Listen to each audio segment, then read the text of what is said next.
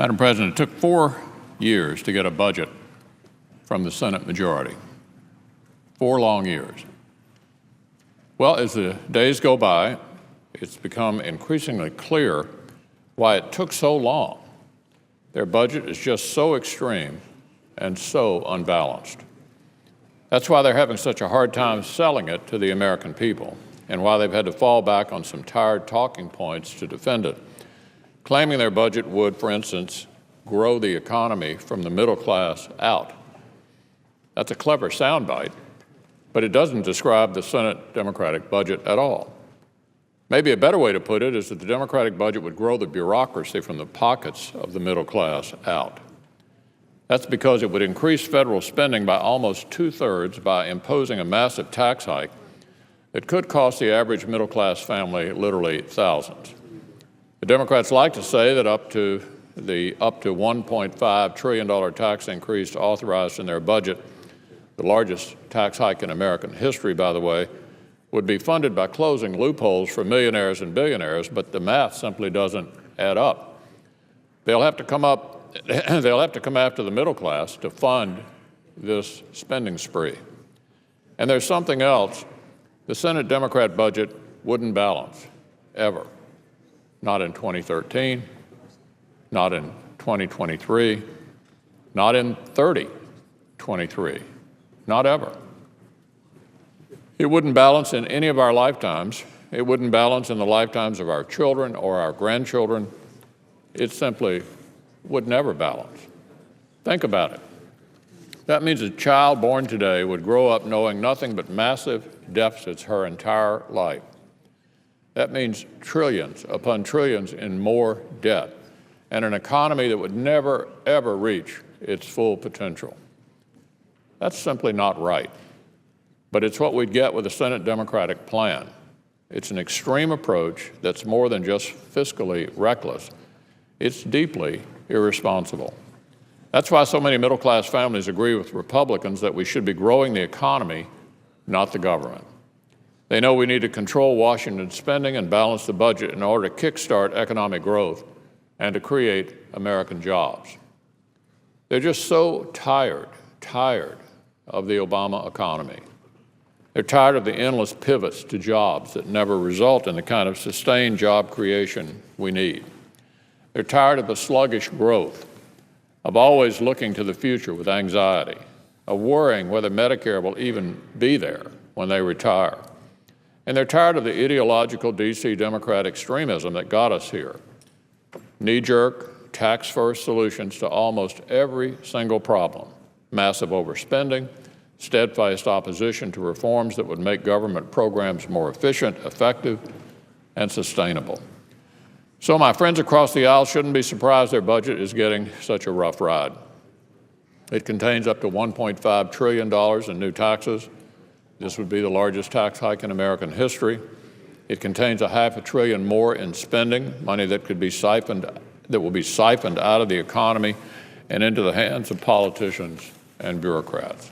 It lacks meaningful reforms to save and strengthen Medicare, allowing it to go bankrupt in just a few years. And it enshrines massive deficits into law, ensuring they continue forever and ever without end. The Senate Democratic budget is nothing more than a rehash of the same tired politics that continue to pummel the middle class. So it's time to move beyond this failed extremist approach and try a new one. Instead of expanding the power of the bureaucratic elite at the expense of hardworking taxpayers, I would urge Washington to change course. Let's focus on growing the economy, not the government. Now, Madam President, on a related matter, I'd also like to discuss Obamacare for a moment. As I just stated, Senate Republicans want policies that grow the economy, not the government.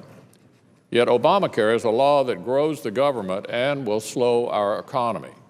And on Saturday will mark the 3rd anniversary of its passage into law.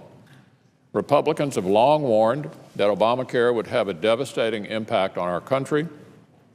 I've spoken about 100 times on the Senate floor against Obamacare, and I've warned about its consequences: increased premiums, lost jobs, and higher taxes.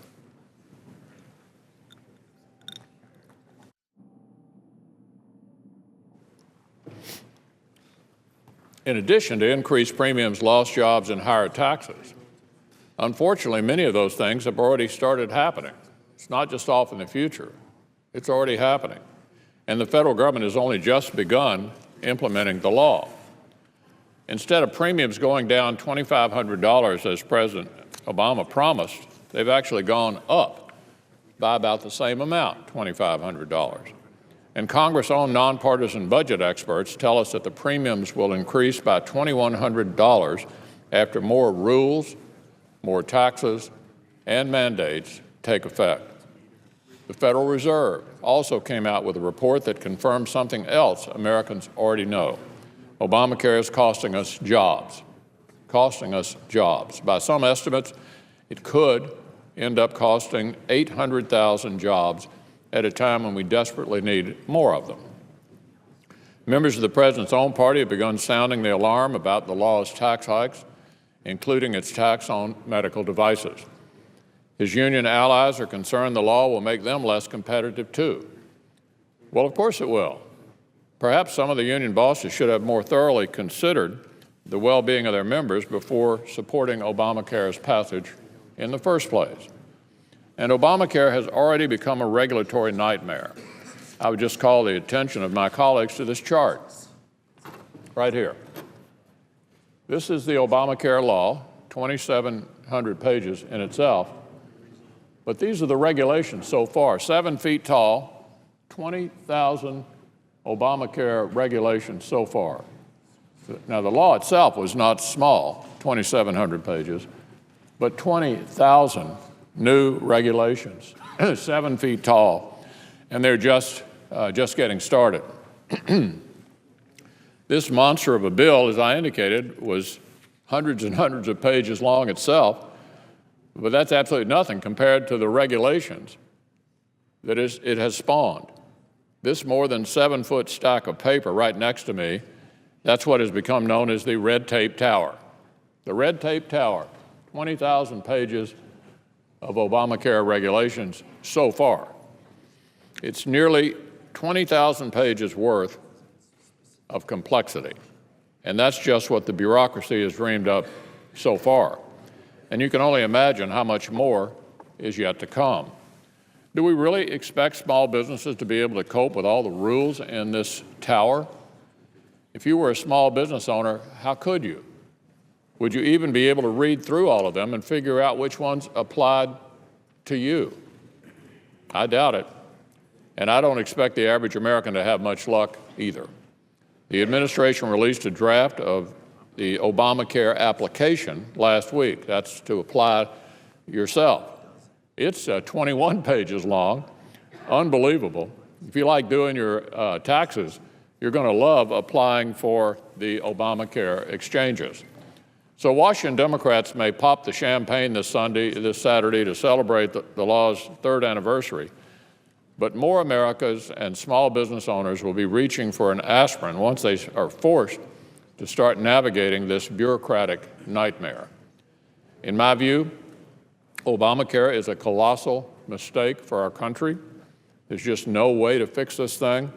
It needs to be pulled out by its roots, and we need to start all over.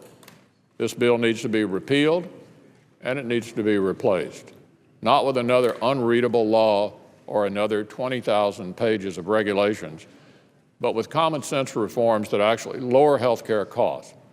And anyone who thinks we've given up this fight is dead wrong.